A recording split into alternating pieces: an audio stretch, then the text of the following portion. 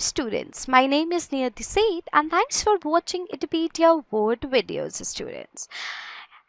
In this section of the video, we will discuss about the plant growth and development. Have you ever thought about where and how the structures like roots, stem, leaves, flower, fruits and seeds arise, and that too in an orderly sequence? You are by now aware of the terms like seed, seedling, plantlet and mature plant. You have also seen that trees they continue to increase in height or girth. Girth means breadth, okay, over a period of time. However, leaf, flower, fruit of the same tree not only have limited dimensions but also they appear and fall periodically and sometimes repeatedly. Why does vegetative phase precede flowering in a plant? All plant organs they are made up of variety of tissues. Is there any relationship between the structure of a cell, tissue, organ and the function they perform, students? Can the structure and the function of these be altered? So in this section of the video, we will discuss about the plant growth and development. So let's proceed towards our topic in detail. Students, it is seen that all cells of a plant they are descendants of the zygote. The question is then, why and how do they have different structural and functional attributes? Development, it is the sum of two processes. First is growth and second is differentiation. To begin with, it is essential and sufficient to know that development of a mature plant from a zygote, that is a fertilized egg, follow a precise and highly ordered succession of events. As you can see, this is the succession of the event. So this is how a zygote, it follows a precise and highly ordered succession of events that forms mature plant from zygote. During this process, a complex body organization is formed. See, this is a complex body organization which is formed because of the orderly succession of events that take place from the conversion of zygote to a mature plant. Okay, so during this process a complex body structure is formed which has root. See, this is root, this is leaf, this is a stem. It also has branches. See, these are the branches. Okay, it could have flowers, fruits, seeds and eventually they die. Okay, so in this chapter you shall also study some of the factors which govern and control these developmental processes. These factors they are both intrinsic and extrinsic to the plant. Intrinsic factors are also called as internal factors and extrinsic factors are also known as external factors. So as I told you that all plant cells they are descendants of the zygote. See, this is zygote which is a fertilized cell. Then it divides it into two cells and then these two cell stage gets converted into 8 cell stage and finally this zygote is now called as embryo. Embryo then gets converted into a globular embryo, this kind of shape. This part is known as embryo and this is the suspensor part of a globular embryo. This embryo with passage of time it forms a heart shaped embryo like this and suspension it grows in size. Okay, so that's why it is called as heart embryo. Then it gets converted into torpedo shape. This heart shape embryo it gets converted into torpedo embryo which has two seed leaves. See, this is one seed leaf and this is second seed leaf and these seed leaves they are called as cotyledons. And finally it gives rise to a mature plant which has root, stem, leaf, flower, fruit. So this is the succession of the event which takes place from the conversion of zygote to a fully mature plant. So the zygote, it develops into a mature plant through growth and differentiation, forming roots, leaves, branches, flowers, fruits and seeds, and finally they die. And please note that development is the sum of two processes. First is growth and second is differentiation. As I have already taught you that it is essential and sufficient to know that development of a mature plant from zygote, which is also called as fertilized egg, it follow a precise and highly ordered succession of event. See, zygote gets converted into 2-cell stage, then 2-cell gets converted into 8-cell stage, then it gets converted into globular embryo, then from globular embryo to heart embryo, and heart embryo to torpedo embryo, and finally it gives rise to a mature plant. And during this process tenure, a complex body organization is formed, which we call it as mature plant, that produces leaves, roots. See, this is root, this is stem, these are the branches. It could also have fruit, flower, seeds, and eventually they die. So we'll discuss about the plant growth now. What is growth, students? Growth, it is regarded as one of the most fundamental and conspicuous characteristic of a living being. Growth can be defined as an irreversible permanent increase in size of an organ or its part or even of an individual cell. Generally, growth is accompanied by metabolic processes. What is that?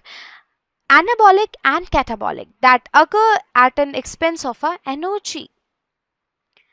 Therefore, for example, expansion of a leaf is growth. How would you describe the swelling of a piece of a wood when placed in water? What is that? It is growth. Okay. Now let's proceed towards the plant growth in detail. So what is growth?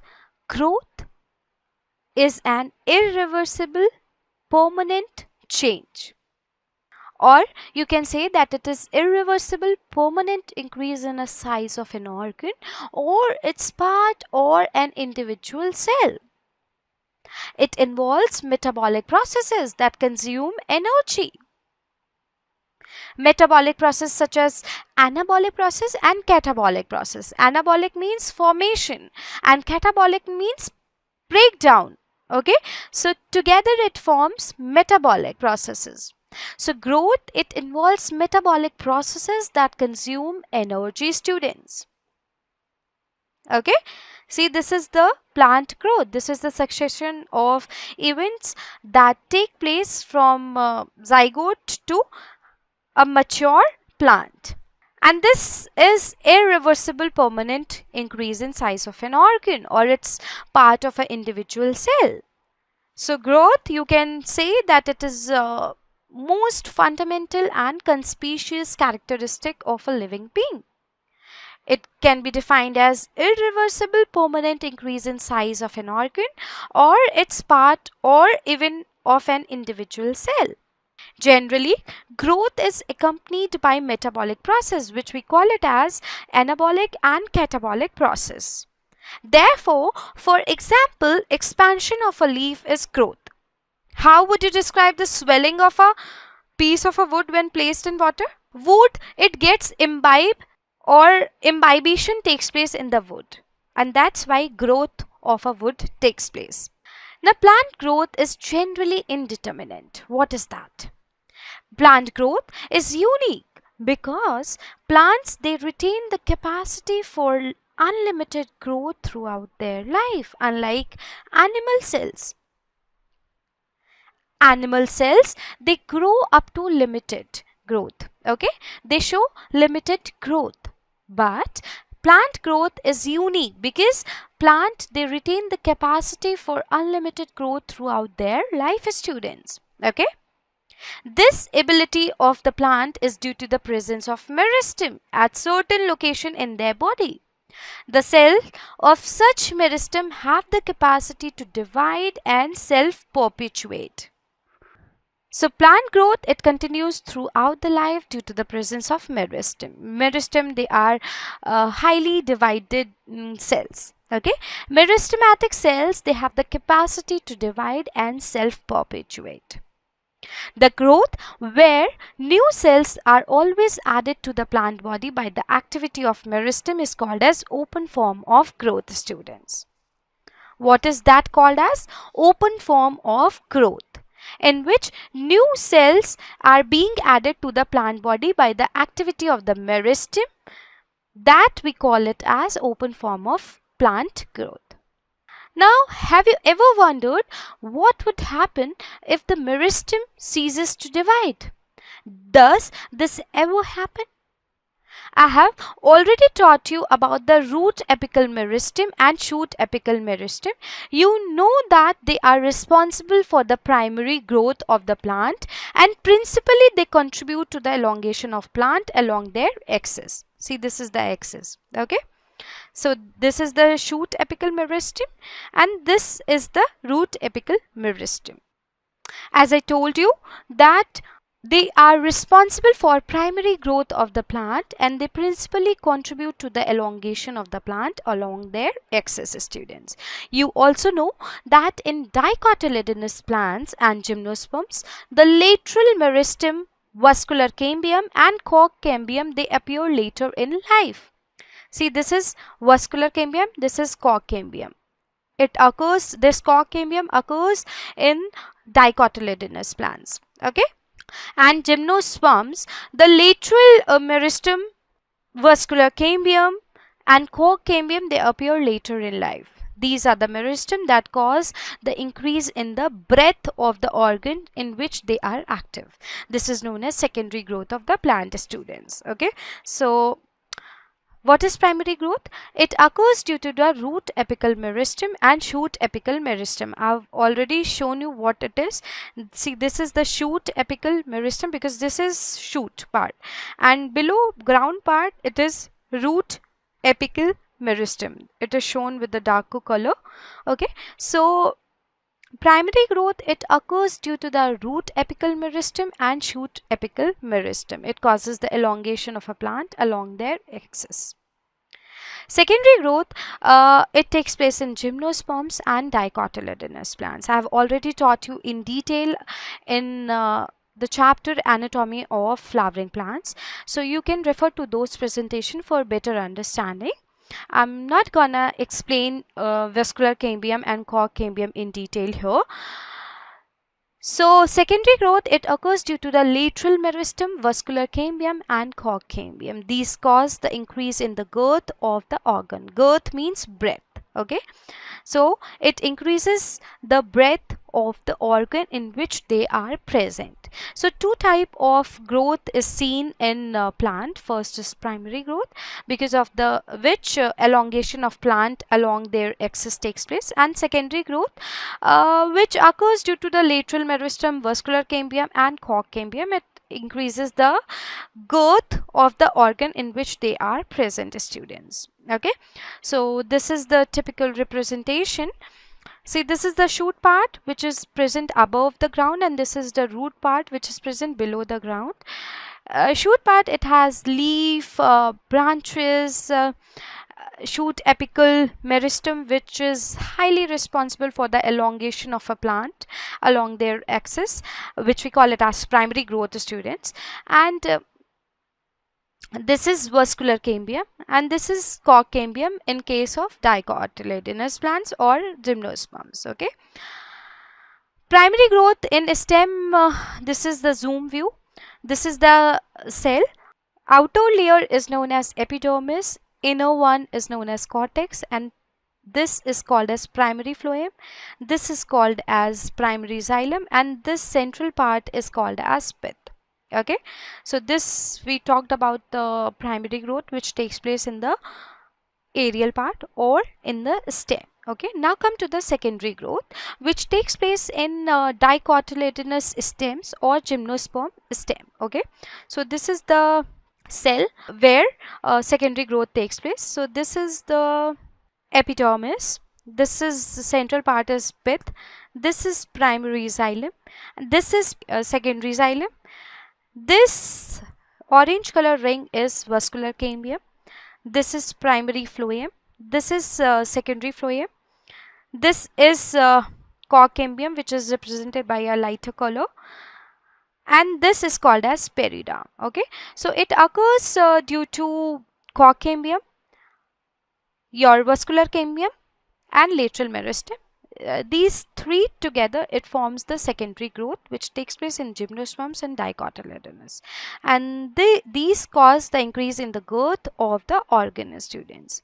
Okay, so this is the shoot part, this is the root part, this is the shoot apical meristem, this is the root apical meristem, this is the vascular cambium, which is present in the root part below the ground, and this is the vascular cambium which is present above the ground, that is aerial part.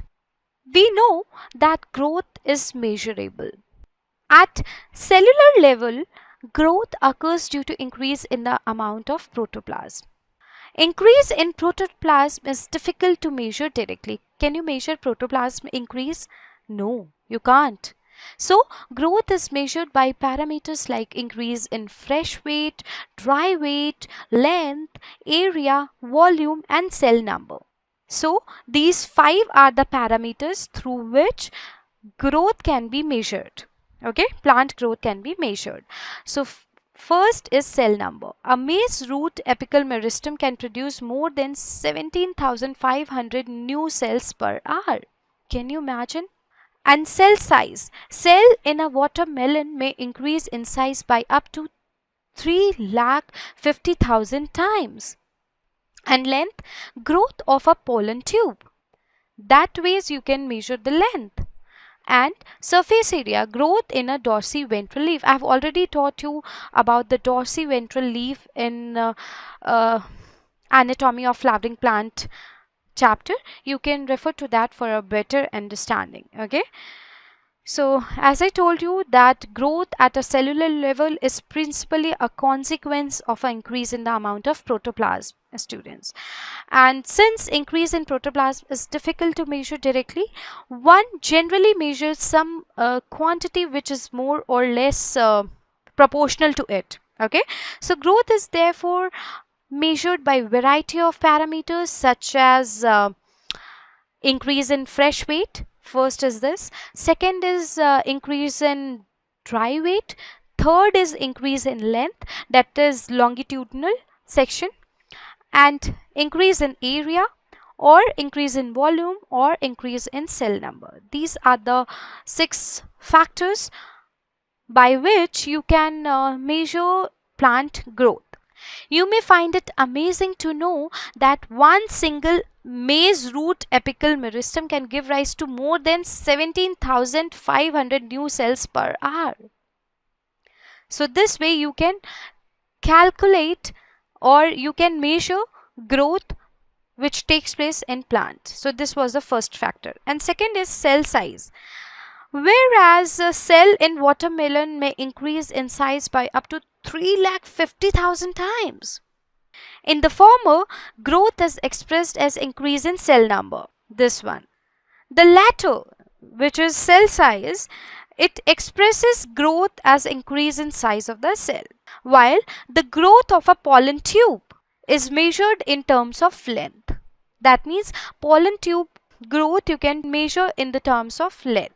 And increase in the surface area denotes the growth of a dorsiventral leaf.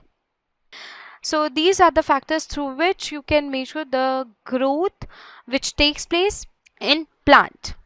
See, this is the typical representation of a pollen. This is the pollen grain. This is the stigma, which is a female reproductive organ. This is pollen tube. This is also called as style. This is these are the 2 sperms which reaches here where ovary is present and it fertilizes here.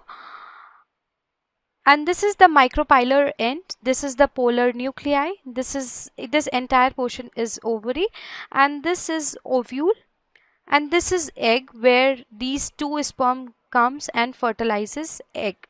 to form zygote. So length of a pollen tube or growth of a pollen tube can be measured in terms of its length.